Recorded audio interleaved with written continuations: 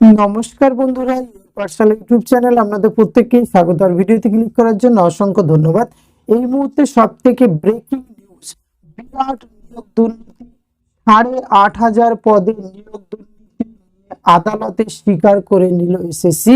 অর্থাৎ এসএসসি হলফনামা দিয়ে কিন্তু জানালো যে 8,500 পদে নিয়োগ দুর্নীতি হয়েছে। এই ধরনের একটি গুরুত্বপূর্ণ আপডেট কিন্তু উঠে এসেছে এবং এখানে নবম, দশম এবং একাদশ, দ্বাদশের বিভিন্ন মিলিতভাবে কিন্তু এই নিয়োগ দুর্নীতি হয়েছে। মূলত এটি স্বীকার করে নিল এসএসসি অর্থাৎ স্কুল সার্ভিস কমিশন। এই ধরনের গুরুত্বপূর্ণ একটি আপডেট উঠে এসেছে। এই আপডেটটি আমি আপনাদের সঙ্গে শেয়ার করতে চলেছি। তো আসুন আপডেটটি আমরা সরাসরি ডিটেইলস দেখে নিই। এসএসসি নিয়োগ দুর্নীতি, কলকাতা হাইকোর্টের নির্দেশে মেনে হলফনামা জমা করছে স্কুল সার্ভিস কমিশন। 4 স্তরের নিয়োগে 8,500 পদে নিয়োগ দুর্নীতি হয়েছে বলে আদালত স্বীকার করে নিল এসএসসি। নবম থেকে দ্বাদশ, গ্রুপ সি এবং গ্রুপ ডি পরীক্ষায় 8,500 পদে বেনিয়ম হয়েছে। বেনজির ভাবে আদালতে হলফনামা দিয়ে জানালো এসএসসি। আদালতে স্বীকার করেছে 3 ভাবে নিয়োগ দুর্নীতি হয়েছে।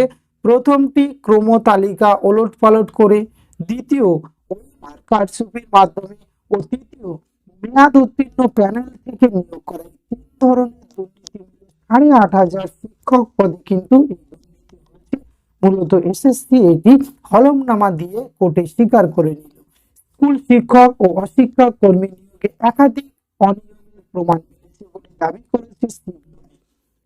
শুক্রবার কলকাতা হাইকোর্টের বিচারপতি দেবাংশু বসাকের বিশেষ ডিভিশন বেঞ্চে হলফনামা দিয়ে এসএসসি জানিয়েছে নবম, দশমের তালিকায় উপরে থাকাদের টপকে 183 জনের নিয়োগ করা হয়েছে। এর মধ্যে 122 জনকে বরখাস্ত করা হয়েছে। একাদশ, দ্বাদশে 39 জনের নিয়োগ অনিয়ম ধরা পড়েছে। নবম, দশমে 952 জনের নিয়োগে বৈমাসিক কারচুপির ঘটনা চিহ্নিত করেছে সিবিআই।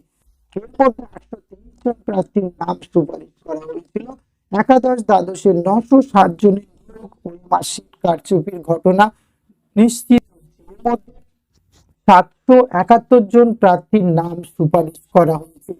অন্যদিকে গ্রুপ সি পদে 3,480 জনের নিয়োগে বৈমাসিক কারচুপি চিহ্নিত করেছে সিবিআই। এর মধ্যে 785 জনের নাম সুপারিশ করা হয়েছিল।